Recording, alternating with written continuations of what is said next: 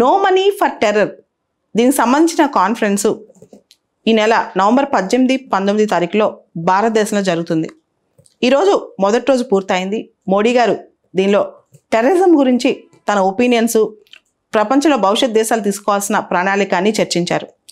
No money for terror అనే conference బేసికల్గా 2018 నుంచి స్టార్ట్ అయింది. ఇది ఫస్ట్ వీళ్ళ గ్రూప్ వాళ్ళు బ్రజల్స్లో మీట్ అయ్యారనమాట. దాదాపు ఇది ఫ్రాన్స్లో స్టార్ట్ అయిన ఐడియా, కానీ వీళ్ళు మీట్ అయింది బ్రజల్స్లో, బెల్జియం బ్రజల్స్లో. దాదాపు 100 దేశాలకు సంబంధించిన ఫినాన్షియల్ ఇంటెలిజెన్స్ యూనిట్స్ వీళ్ళందరూ కూడా కూర్చుని దీని మీద చర్చిస్తారు. దీన్ని పూర్తిగా జాయింట్లీ ఎగ్మాంట్ గ్రూప్ అని పిలుస్తారనమాట. EGMO అంటే ఎగ్మాంట్ గ్రూప్ అని చెప్పి.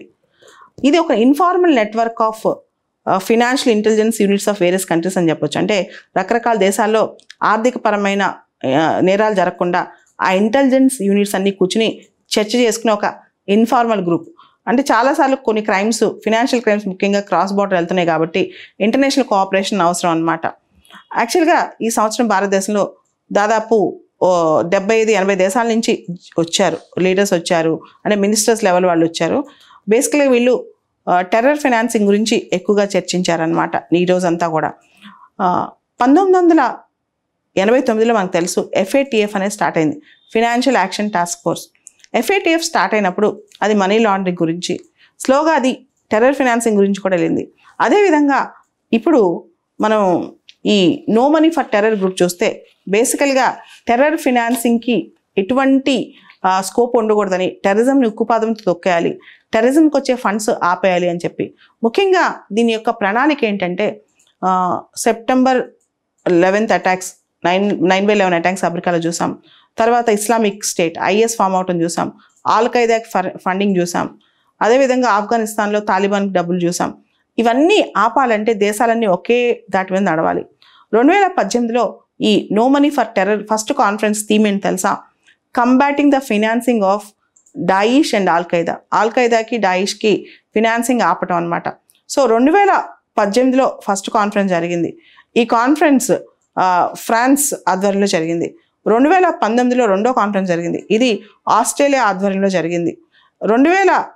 తర్వాత 2020-21 మీకు తెలుసు కరోనా తర్వాత. ఇప్పుడు ఈ కాన్ఫరెన్స్ థర్డ్ కాన్ఫరెన్స్ ఇండియాలో జరుగుతుందన్నమాట.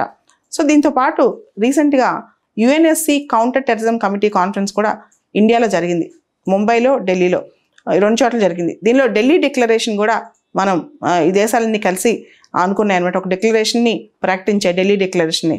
దానిలో కూడా టెర్రర్ ఫైనాన్సింగ్ మీద, ముఖ్యంగా టెర్రరిస్టులు డిజిటల్ టెక్నాలజీ ఎలా వాడుతున్నారు, వర్చువల్ టెక్నాలజీ ఎలా వాడుతున్నారు, వాటి మీద కూడా చర్చలు చేశారు. అయితే ఈరోజు మోడీ గారు నో మనీ ఫర్ టెర్రర్, అంటే నవంబర్ 18వ తారీఖున మోడీ గారు నో మనీ ఫర్ టెర్రర్ అనే కాన్ఫరెన్స్లో మాట్లాడుతూ, ఏ ఒక్క వ్యక్తి పైన అటాక్ అయినా అది అందరిపైన అటాక్ అయినట్టు లెక్క, ఏ ఒక్క వ్యక్తి జీవితం పోయిన టెర్రరిజం వల్ల అది చాలా జీవితాలు పోయినట్టు లెక్క అని చెప్పారు. అదేవిధంగా there is no good terrorism or bad terrorism. Terrorism అనేది మానవత్వం మీద, స్వేచ్ఛ మీద, నాగరికత మీద ఒక అటాక్ అని చెప్పుకోవచ్చు అని చెప్పారు. అన్ని దేశాలు కూడా యూనిఫైడ్ జీరో టాలరెన్స్ అప్రోచ్ తీసుకురావాలి టెర్రరిజంకి వ్యతిరేకంగా అని చెప్పారనమాట. దాంతోపాటు టెర్రరిజం వల్ల ప్రపంచ దేశాలు చాలా నష్టపోతున్నాయని కూడా మోడీ గారు చెప్పడం జరిగింది. దాంతోపాటు ఏ దేశం కూడా టెర్రరిజంకి బ్రీడింగ్ గ్రౌండ్ అవ్వకూడదని చెప్పారనమాట.